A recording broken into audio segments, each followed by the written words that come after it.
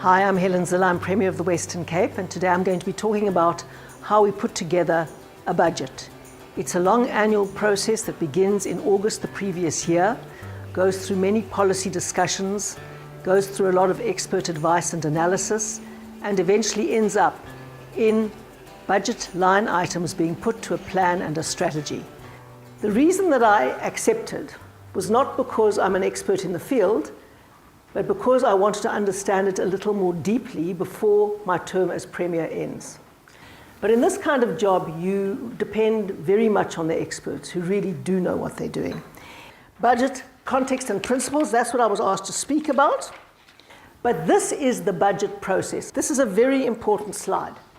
We have this slide every year because it affects the outcome of the budget, and this slide shows you how long it takes to compile a budget and all the different steps involved in the process. You can see that this particular budget that we have just had delivered in the Provincial Parliament really started in August last year with the Bosberaad.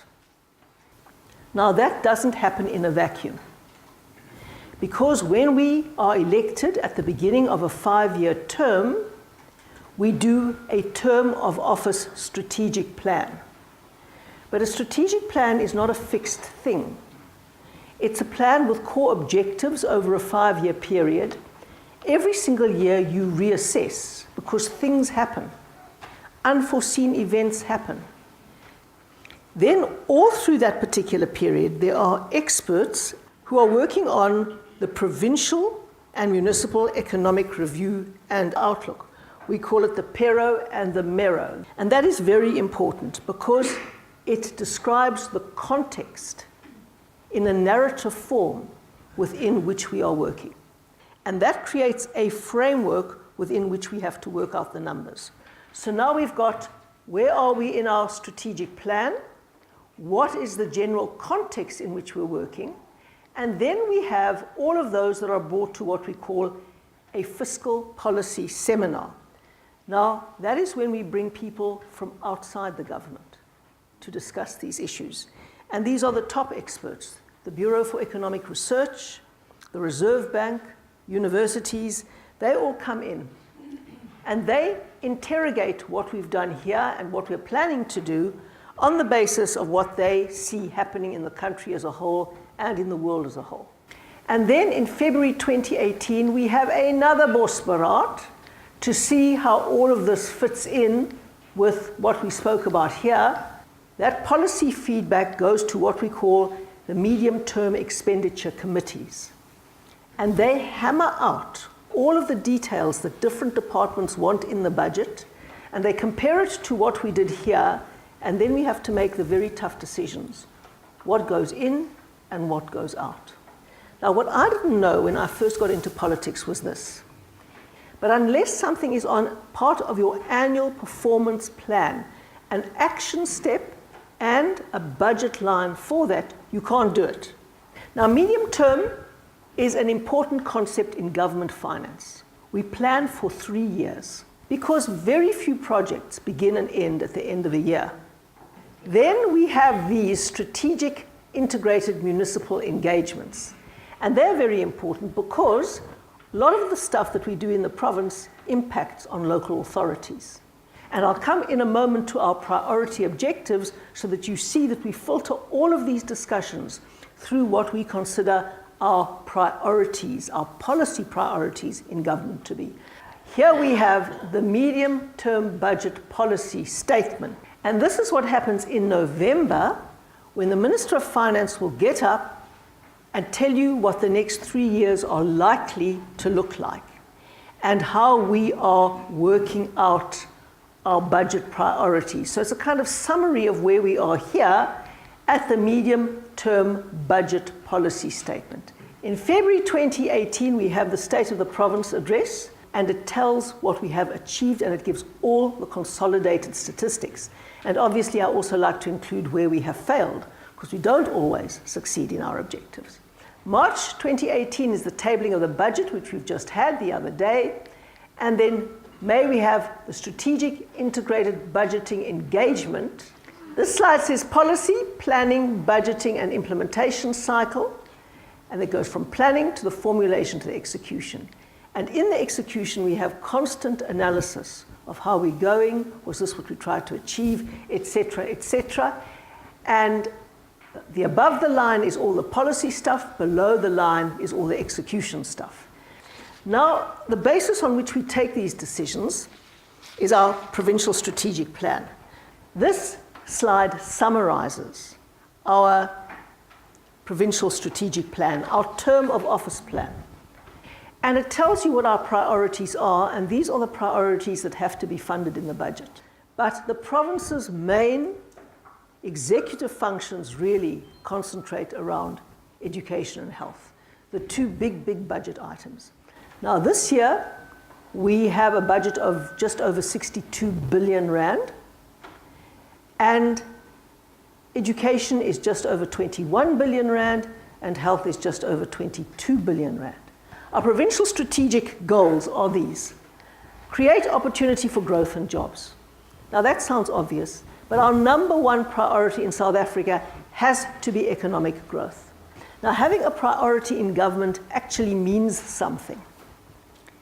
It means that when there are clashing strategies, you say, which one will help us most promote growth and jobs? This is not just a slogan. Number two is improve education outcomes and opportunities for youth development. Now that's very much linked to number one. And we're lucky in the Western Cape because we have two wonderful sectors that have been growing tremendously until this drought and have absorbed very large numbers of people with minimal skills. That is agriculture, agri-processing, and tourism. And even though our population has grown by more than 1 million in just over 10 years, our unemployment levels have dropped. We have put an enormous emphasis on apprenticeships.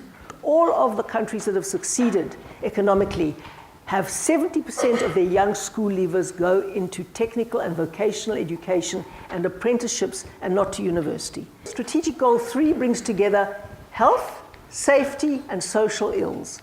We see those as all integrated, and our strategic plan lists all of those objectives. And strategic goal 4 is enable resilient, sustainable, quality and inclusive living environments.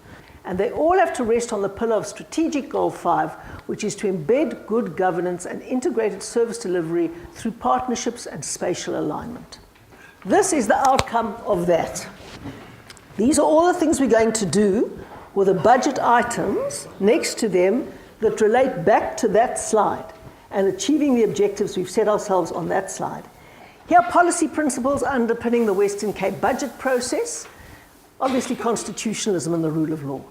Everything hinges on that. Evidence-based. We actually have to say not just what we want to do, but why is there evidence that doing this is better than doing this? Partnerships. We've never done anything really successfully without partnerships. For example, in our community safety, we've got very few powers in safety. We've only got oversight of the police. But we're doing things like walking buses, for example. It's a small social issue with a very big impact, where parents come along and walk their children to school in a group to ensure that they are safe from gangsters and other things. The whole of society approach, which basically says everybody has a role to play, you know. Our role is to provide a decent school system with a teacher who's there, present, punctual and prepared every day, and goodness knows that's hard enough. But your role as a parent is also to ensure that your child gets to school, is in school, and is also present, punctual and prepared.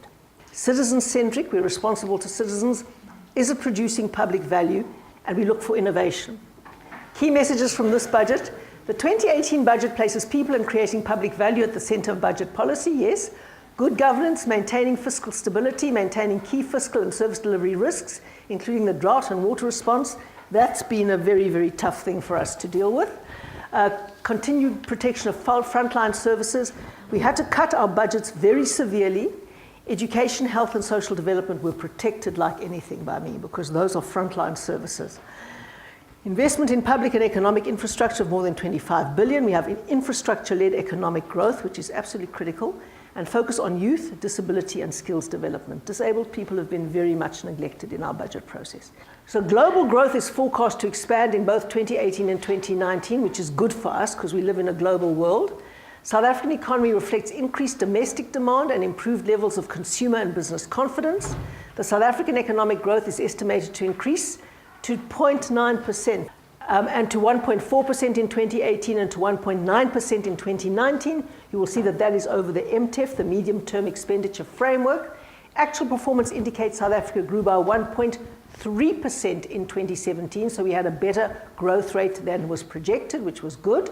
Per capita income expected to remain stagnant due to the expected population growth rate. And the Western Cape growth is estimated to increase to 0.7% in 2017, contracts to 0.3% in 2018, and increases by 2.8% in 2019, the contraction being largely as a result of the massive impact on the drought. Our two key pillars of our economy, tourism and agriculture, are both very water intensive and both very drought sensitive. Gross domestic expenditure is a very important line, the fourth from the top.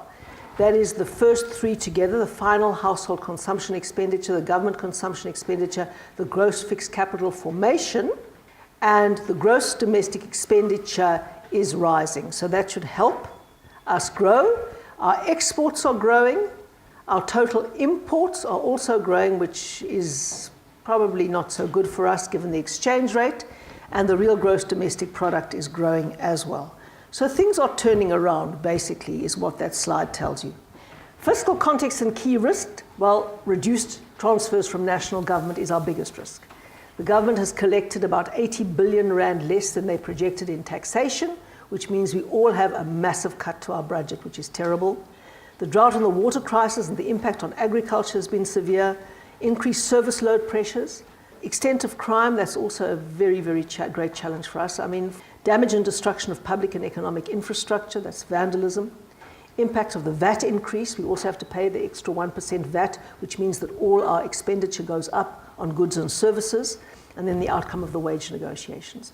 Now, here we have what the drought and the water crisis and the fire allocations have meant to us, and that was obviously unbudgeted for. It was not in the Medium-Term Expenditure Committee's deliberations.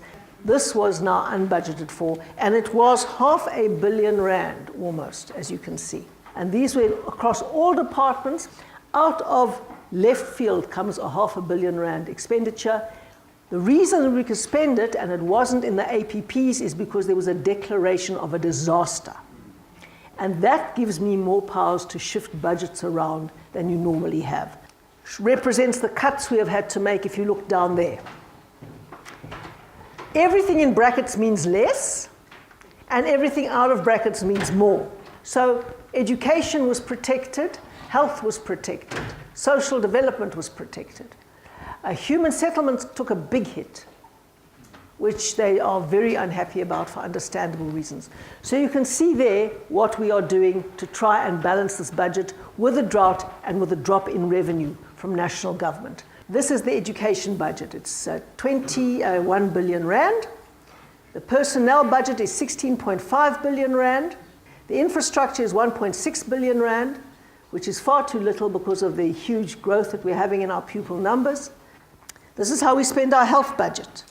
Personnel, 13.6 billion. Infrastructure and machinery and equipment, 1.1 billion. Goods and services and transfers, 8.3 billion rand.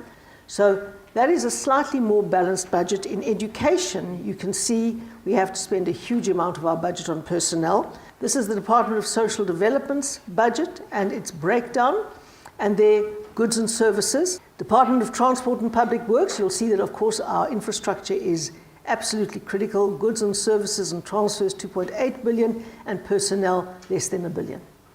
So it'll differ from department to department. So colleagues, I've tried to give you an understanding of the process of drawing up the budget, the incredible difficult decision-making between policy priorities and budgets, the things that come in from left field when you're not looking for them and when you have to adjust to them, the huge battle, and I hope you've understood how agonizing it is for a politician to have to work in the middle of all these constraints, with the officials telling you can't do 99% of the things that you want to do, but at least they keep you out of jail in the end, which is a very, very useful addition. So I do want to thank them very much indeed for all of their contributions. It's been amazing. And for teaching me so much and for making me ready to be the Premier just at the time that my term is ending. Thank you.